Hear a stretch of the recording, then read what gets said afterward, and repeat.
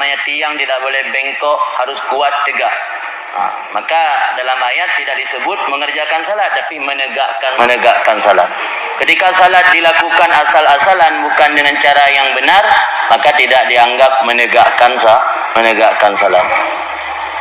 Kemudian wa mimma razaqnahum yunfikun. Apa kenahum yunfikun? Apa yang kami rezekikan mereka bernafkah. Artinya orang mukmin sejati itu bukan orang pelit. Orang mukmin sejati itu orang yang tahu bahwa harta itu adalah titipan. Orang mukmin sejati adalah orang yang tahu bahwa Allah menitipkan pemberian jatah untuk orang lain, Allah titipkan pada dia, dan dia tahu bahwa itu adalah titipan. Dia tidak menyimpan harta, dia tidak berlaku kikir kepada sesama orang mukmin. Maka inilah yang digambarkan oleh salah seorang ulama Mesir, Syekh Mutawalli Asy-Sya'rawi. Apa kata beliau? Idza ra'aita fakiran fi baladil muslimin fa'lam anna hunaka ghaniyan saraka malahu. Apabila kamu melihat orang fakir ada di negeri orang Islam, maka ketahuilah bahwa di sana ada orang kaya yang telah mencuri hartanya. Yang namanya orang mukmin sejati tidak pernah menyimpan harta untuk diri sendiri. Yang namanya orang mukmin sejati tidak pernah membiarkan orang lain hidup dalam keadaan susah dan kelaparan. Yang namanya orang mukmin sejati peduli kepada sesama orang mukmin. Innamal mu'minuna ikhwah, kata Allah. Orang mukmin itu adalah bersaudara. Maka dalam sebuah hadis yang lain Nabi pernah bersabda, mengecam orang yang tidak peduli kepada tetangga. Apa kata Rasul dalam sebuah hadis? Ma'ama Nabi mambata sya'banan wajaruhu ja'i'on ila jambihi wa huwa ya'lamu bihi. Tidak beriman denganku, kata Nabi. Ma'ama Nabi, belum beriman denganku, kata Rasul, mambata, orang yang tidur malam dalam keadaan kenyang, wajaruhu ja'i'on, padahal tetangganya kelaparan, wajaruhu ja'i'on ila jambih, padahal tetangganya yang berada di sisinya kelaparan, wa huwa ya'lamu bihi, dan dia tahu tetangga dalam keadaan kelaparan. Nabi menganggap orang tersebut bukan orang yang beriman kepada Rasul. Maka apa yang dikatakan Syekh Mutawalli Sya'rawi tadi benar. Berarti kalau kita melihat di negeri orang mukmin ada orang fakir, berarti ada orang kaya yang tidak memberikan hak orang fakir tersebut. Itulah yang kita lihat dalam fenomena dalam masyarakat sekarang. Malah kadang-kadang kita merasa miris. Kenapa persaudaraan di kalangan umat Islam sudah mulai runtuh? Banyak kadang-kadang orang kaya tidak mau peduli. Banyak kita lihat orang yang seiman, seagama, tapi kurang merasa peka terhadap nasib-nasib kaum muslimin yang lain. Maka karena itu dalam ayat tersebut Allah menyebutkan ciri-ciri orang mukmin selanjutnya, yaitu mimma razaqnahum yunfikun. Mereka menafkahkan apa yang kami berikan. Ulaika humul mu'minuna haqqan, kata Allah. Merekalah orang-orang mukmin yang haqqa, yang sebenar-benarnya. Orang mukmin yang sejati, orang mukmin yang sebenar-benarnya, yang memiliki kriteria yang Allah sebutkan di atas tadi. Lahum darajatun inda rabbihim. Merekalah orang-orang yang menempatkan darajatun, lafaz jamak, beberapa tingkatan, inda rabbihim, di sisi Tuhan, dan mendapatkan keampunan dan mendapat rezeki yang mulia daripada Allah Subhanahu wa taala. Kemudian kita lihat kepada ayat yang lain lagi. Qad aflahal mu'minuna alladzina hum fi salatihim khashi'un. Sungguh beruntunglah orang-orang mukmin yang ketika melaksanakan salat dalam keadaan khusyuk.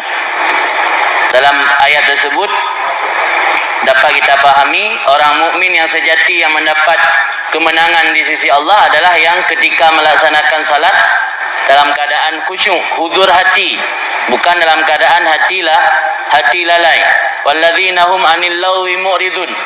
Dan orang-orang yang daripada perkara-perkara yang tidak bermanfaat, mu'ridun, berpaling. A'radha yu'ridu, mu'ridun, berpaling. Wali zakati fa'ilun, dan membayar zakat yang Allah wajibkan. walladzina hum li furujihim hafizun, dan mereka yang menjaga kemaluan-kemaluan mereka, baik yang laki-laki maupun yang perempuan. Jadi dalam ayat yang kedua tersebut dapat kita pahami ciri-ciri orang mukmin yang Allah sebutkan. Pertama, ketika melaksanakan salat dalam keadaan khusyuk. Ini orang mukmin sejati. Kenapa harus khusyuk? Karena salat itu adalah munajah kita kepada Allah. Salat itu adalah suasana atau tempat untuk kita membersihkan dosa-dosa, tempat agar kita mencurhatkan apa yang kita rasakan kepada Allah. Maka Allah wajibkan dalam sehari semalam 5 waktu. Sampai ada sebuah hadis menggambarkan salat itu bagaikan orang yang rumahnya berada di tepi kali. Dia mandi setiap hari 5 kali di kali tersebut. Adakah masih tinggal kotoran di badannya? Orang yang salat, melakukan salat dengan sebenar-benarnya, insya-Allah dosa-dosanya akan terhapus. Tapi karena salat kita tidak benar-benar melaksanakan hak-hak salat kita dalam keadaan hati lalai, maka salat kita tidak mampu mencegah daripada fahsya dan mungkar. Kita sering membaca ayat Al-Quran, inna salata tanha anil fahsya'i wal munkar. Salat itu dapat mencegah seseorang daripada perbuatan keji dan perbuatan mungkar. Malah yang kita lihat, orang makin banyak salat makin banyak fahsya, makin banyak salat makin banyak mungkar. Ternyata ada yang salah. Apanya yang salah? Mungkin salatnya tidak benar. Salat baru benar secara rukun dan syarat saja, tapi hak-hak salat tidak pernah ditegakkan dengan secara benar. Artinya masih sering ketika melaksanakan salat dalam keadaan hati lalai. Salat dalam keadaan hati lalai, salat ini kurang faedahnya. Walau dari segi yang lain menggugurkan kewajiban dengan melaksanakan salat, tapi fadilah atau faedah yang dijanjikan Allah daripada salat tersebut tidak akan kita dapatkan ketika kita tidak benar-benar melaksanakan salat dengan khusyuk. Kalau memang tidak bisa kita melakukan ibadat salat dalam keadaan khusyuk dari awal takbir sampai salam, Imam Ghazali dalam kitab Ihya Ulumuddin menawarkan, menganjurkan kepada kita, usahakan kita khusyuk pada 3 tempat. Ini selain takbiratul ihram. Kalau takbiratul ihram tidak khusyuk, dari pertama salat tidak sah, karena tidak sempurna niat. Karena niat harus kita jatuhkan niat ketika saat takbiratul ihram. Kalau hati lalai saat takbiratul ihram, pasti niatnya tidak benar. Maka 3 tempat lain yang harus kita berlakukan dalam keadaan khusyuk salat, yaitu pertama ketika kita membaca inni wajjahtu wajhiya lilladzi fataras samawati wal ardh. Aku hadapkan tubuhku bagi Tuhan yang menciptakan langit dan bumi. Jangan sampai ketika kita sampaikan kepada Allah, aku hadapkan tubuhku bagi Tuhan yang menciptakan langit dan bumi, hati kita sedang lalai kepada yang selain Allah. Sama persis seperti kita menjumpai seorang pemimpin, katakanlah menjumpai Pak Wali Kota. Kita minta sama Pak Wali Kota, Pak Wali boleh kasih waktu sebentar saya mau ngomong. Okey kan Pak Wali? Okey Pak Wali dah jawab telefon, dah berhabang orang lain. Dah cok HP, tak balas WhatsApp orang lain. Baru 2 detik kita minta waktu mau ngomong sama beliau, tapi kita asyik balas SMS-an dengan orang lain. Kira-kira Pak Walinya marah atau tidak? Marah kan? Berarti tersinggung Pak Wali. Baru dikasih waktu, orang yang minta, bukan Pak Wali yang minta waktu sama kita, kita yang mohon sama beliau agar beliau kasih waktu, ada hal penting yang ingin kita bicarakan. Baru dikasih waktu beberapa detik, kita sudah balas SMS dengan orang lain. Tersinggung tak? Begitu juga Allah Ta'ala. Masa kita di mulut kita bilang inni wajjahtu wajhiya lilladzi fatara samawati wal ardh, kita pikiran entah ke mana-mana, tidak hudur hati. Maka Imam Ghazali menjelaskan dalam Ihya, tempat pertama yang harus diusahakan khusyuk ketika baca inni wajjahtu yang ada dalam doa iftitah. Yang pertama. Yang kedua, ketika membaca iyyaka na'budu wa iyyaka nasta'in, yang artinya akan engkau kami sembah akan engkau kami mohon pertolongan. Jangan sampai kita buat pernyataan di hadapan Allah, akan engkau kami sembah, akan engkau kami minta pertolongan. Hati kita juga sedang mengingat yang selain Allah. Maka dalam sebuah kitab dan kitab hikam pernah diceritakan bahwa orang yang ketika membaca iyyaka na'budu wa iyyaka nasta'in hatinya tidak huzur, lalai, apa kata malaikat? Kadzabta, bohong kau. Iyyaka na'budu, akan engkau kami sembah. Hatinya sedang melalang buana ke mana-mana. Kata malaikat, kadzabta, bohong kamu. Iyyaka nasta'in, akan engkau kami mohon tolong. Pikirannya dengar tingat, yang bahasa juga mutang tenda. Nyoto juga telepon lom. Jadi gukun malaikat, kadzabta, bohong kamu. Jadi takun bab babah iyyaka na'budu wa iyyaka nasta'in, hati dia hal lain. Maka saran Imam Ghazali menganjurkan oleh beliau, tempat yang kedua yang usahakan berkhusyuk iaitu ketika membaca iyyaka na'budu wa iyyaka nasta'in. Kemudian tempat yang kedua ketika membaca assalamu alayka ayuhan nabi. Karena itu sebagai penghormatan kepada nabi ketika membaca tahiyat akhir, ketika membaca assalamu alayka ayuhan nabi. Yang mihai khusyuk balain usahakan lewat tempat yang berkhusyuk. Alain ka ho tinggal ke kunci Honda tinggal ho yang tinggal. Biasa tanya hotel sembahyang kasyaf. Yang nak tua yang anak mupak pada budu mana ada sembahyang langsung tinggal je. Tinggal nak sabo gionan kun hotel kedua anak mupak budu orang ngapu tiap sembahyang nanti tinggal. Biasa kan. Kemudian dalam ayat tadi juga disebutkan yang kedua alladzina hum anil lagwi mu'ridun. Walladzina hum anil lagwi mu'ridun, tanda orang mukmin sejati, orang mukmin yang anil lagwi, laga, faman laga fala jum'atalah, sering dibaca, faman laga fala jum'atalah. Apa makna lagun? Lagun sesuatu yang tidak ada faedah di dunia dan di akhirat. Sesuatu yang tidak ada manfaat ajilan wa ajilan. Dalam kitab tafsir Jalalain, dalam hasyiah tafsir Jalalain disebutkan makna lagun, sesuatu yang tidak ada manfaat ajilan wala ajilan. Di dunia ada manfaat, di akhirat tak ada manfaat. Itu lagun.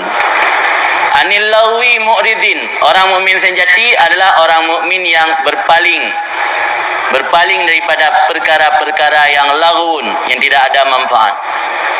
Maka ini di sinilah letak maksud daripada sabda Nabi, min husni islamil mar'i tarkuhu ma la ya'ni.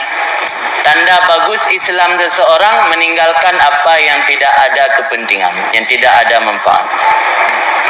Maka hati-hati ketika Allah membiarkan kita hidup dalam keadaan lalai, lalu game, lalu media, lalu hal-hal yang tidak ada manfaat, hal-hal yang bukan tujuan untuk dakwah, hal-hal yang tidak menguntungkan dari sisi agama. Hati-hati. Apa kata ulama sufi, min alamatil maqti idha'atul waqti. Min alamatil maqti idha'atul waqti. Tanda seseorang itu sudah dikutuk, jauh daripada rahmat Allah, idha'atul waqti, membuang-buang waktu. Lewatnya yang terbuang sia-sia bahata hana manfaat. Malah dalam sebuah kalam yang lain, apa kata ulama, termasuk tanda Allah ge'irat, berpaling kepada hamba, Allah isghaluhu bima la ya'ni, Allah sibukkan hamba tersebut dengan perkara yang tidak membawa manfaat, tidak ada kepentingan kepada hamba tersebut. Maka Allah wajar dalam Al-Quran menyebut ciri orang mukmin sejati, anil lagwi mu'ridun, orang yang berpaling daripada hal-hal yang laga. Ada yang laga baik dah bubut, juga belum dah bubut dah pastikan lena manfaat puhana. Baik muka dah bubut aja. Maka Imam Syafi'i pernah berkata, aku berteman dengan orang sufi, aku mengambil faedah 3 kalimat daripada orang sufi. Pertama, al-waqtu kasayf illam taqta'hu qata'aka. Waktu itu bagaikan pedang, jika engkau tidak menghabiskan waktu kepada manfaat, waktu yang akan menghabiskan dirimu, akan memotong dirimu. Yang kedua, nafsuka illam tusyghilha syagalatka. Nafsu kamu jika tidak engkau sibukkan dengan hal-hal yang baik, dia akan menyibukkan kamu dengan hal-hal yang tidak baik. Kemudian yang ketiga yang Imam Syafi'i ambil manfaat daripada kalam-kalam ulama sufi. Al-adam ismatun. Al-adam ismatun. Tidak memiliki apa-apa itu adalah pemeliharaan daripada Allah. Karena tengok punya getitip harta, gebi jabatan, gebi segala-gala, pada bertimang karenanya amanah. Ketika Allah nak gebi tapu, Adam, udip tengok dalam keadaan Adam, al-adam ismah. Adam itu tidak memiliki apa-apa, ismah, pemeliharaan daripada Allah. Yang tanda Allah dijaga tengok. Yang leboh kalimat yang Imam Syafi'i kutip daripada kalam-kalam ulama sufi, yang salah satunya yaitu waktu itu ketika tidak kita memanfaatkan kepada kebaikan, berarti waktu itu akan terbuang sia-sia. Kemudian dalam ayat tersebut juga disebutkan ciri-ciri orang mukmin, yaitu walladzina hum lizakati fa'ilun. Orang mukmin sejati orang yang mengeluarkan kewajiban zakat. Zakat termasuk perkara yang kedua yang diwajibkan sesudah salat. Malah ada zakat harta, ada zakat badan. Zakat badan seperti zakat fitrah, zakat harta sebagaimana telah kita maklumi. Ada zakat harta, zakat perniagaan, zakat tumbuh-tumbuhan, zakat biji-bijian. Umat Islam termasuk luar biasa mendapatkan rahmat Allah, hilangkan beban yang Allah wajibkan kepada umat sebelumnya. Zakat umat sebelumnya 25%. Zakat umat Islam 2,5%. Bayangkan antara 2,5 dengan 25. Kalau harta 100 juta, 25%, 25 juta wajib dikeluarkan zakat. Tapi 2,5, 2,5 juta yang dikeluarkan zakat. Inilah salah satu rahmat yang Allah berikan kepada umat Islam yang berbeda dengan umat-umat sebelumnya. Salah satunya adalah persoalan zakat. Tapi dumnan wajib zakat tetap na orang yang antim boh zakat. Malah ada yang selalu mencari ilah agar zakatnya tidak wajib. Kemudian ciri orang mukmin yang selanjutnya, lam walladzina hum li furujihim hafizun illa ala azwajihim aw ma malakat aymanuhum. Orang beriman adalah orang yang selalu menjaga kemaluan, kecuali kepada suami ataupun kepada Said Mbak Surah Lamid. Ini anak Lamid li. Jadi orang yang selalu menjaga kemaluan, teken jaga kemaluan bukan hanya menjaga daripada zina, juga mukaddimah zina. Mukaddimah zina. Dalam Al-Quran kita dilarang oleh Allah mengikuti khutuwatis syaitan, langkah-langkah syaitan. Langkah-langkah syaitan. Jadi Allah bukan hanya melarang zina, juga melarang mukaddimah. Mukaddimah zina itu penyebab atau faktor-faktor yang bisa menimbulkan zina. Termasuk berkenalan dengan yang bukan mahram, bertemu, itu semua adalah langkah-langkah syaitan. Ana mungkin orang mata merompak langsung berzina. Pasti syaitan punya siasat membuat langkah-langkah yang semua langkah-langkah itu mengantarkan seseorang kepada terjadi zina. Sekarang coba kita bayangkan, mungkin kejadian-kejadian dalam masyarakat, nyorong sering baca-baca koran Prohaba. Biasa ada lagi yang dalam Prohaba ni tulis. Di Prohabanya biatehana kejadian ya kejadian dan negara lain pergi, penting guna tulis atayan. Jadi sering kita lihat dalam koran kadang-kadang terjadi kasus perzinahan ataupun khalwat yang ketika ditangkap dan diwawancara, diinterogasi, katanya baru pertama kali ketemu. Ini kok bisa baru pertama kali ketemu langsung terjadi perzinahan? Ternyata salah satu penyebabnya karena sudah lama sekali pemanasan. Apa pemanasan? Bermalam-malam, berminggu-minggu, berbulan-bulan setting. Yang namanya setting, dah berat tak tapi. Pasti topik malam ini berbeda dengan malam kemarin. Malam ke depan lah berbeda dengan malam yang di belakangnya lah. Topik pembicaraan siang hari pasti beda dengan malam hari. Apalagi tengah malam. Dikarenakan sering pemanasan melalui setting, ketika bertemu langsung tancap gas. Anak tak pemanasan. Maka galon kejadian dum di kota-kota atau di kampung-kampung. Nampak kota, di kampung nasi kadang-kadang. Kalau itu menasah adum. Tak baca Quran, bambak Quran pro abaka. Belum tiga nak pernah dikejel lagi mah. Dikejel lu baca karena nak tinggal tuling mata ce. Ai pega lam kakuh menasah. Lu nak tinggal kakuh yang baca. Wisi beda dekun. Lang kakuh menasah. Kaji urung idrop irumpo lang kakuh menasah. Pakai sampai dalam kakuh menasah lagi. Karena kata tak menasah mana tempat lain. Yang nasir kuih si inan. Ya urang li belah Honda na depan dan cap gah ke jalan-jalan kampung juga. Ya banyak cik. Kata tak pemanasan. Maka kalau dulu orang tua kita merasa bangga ketika anaknya tidak keluar rumah. Kalau dulu orang tua kita merasa bangga ketika anaknya tidak berteman bergaul dengan orang di lingkungan rumah, tetangga. Tapi hari ini kalau mereka pakai gadget, orang tua harus lebih waspada dan mengawasi keras anaknya. Dia orangnya ni orang di bidau, dia orang si bangga. Tapi dia memiliki gadget, dia memiliki media sosial, dia punya hubungan dengan orang-orang yang di luar sana. Orangnya dinding rumah tidak menjadi lagi pembatas. Selama mereka pakai internet, mereka pakai gadget, mereka punya jaringan, jaringan paket zip, yang hanya terjadi li batasan-batasan. Jamun. Tani asapa urung lawan jenis mentang gerhem dua ga padahal dia buah di batuk bro ke. Kita yo ka berteh dah peluang yang jamun ngaunan baru tani alum tani ayub babah tiga tani ya perli ke mata jamun perli urino le depum. Tani ya perli na muturi mukena ngate ke urino nyam ya jamun padahal abu ci urino yan ci tengah batuk ke tengah paru-paru apa. Tapi ke batuk tanya ka berteh dah pelung ni. Orangnya abu ci mama aje batuk, ditanya bebas. Sana ana pengaruh sebab. Yang penting jaringan paket barang kau je batuk, mana pengaruh. Lancar. Jadi jamun untuk hubungan dengan orang susah. Susah habis watai mau belum PDKT mentang butuh waktu kadang-kadang berbulan-bulan. Gagal li. Malamnya pahit suasana kau ujian. Malam tengok hana ujian kah? Kana urang rumah. Jadi mina hana ujian bulan tu mati lampu. Saya pakai habis lancar. Maka harus hati-hati zaman sekarang anak pakai HP perlu diawasi keras. Hati-hati.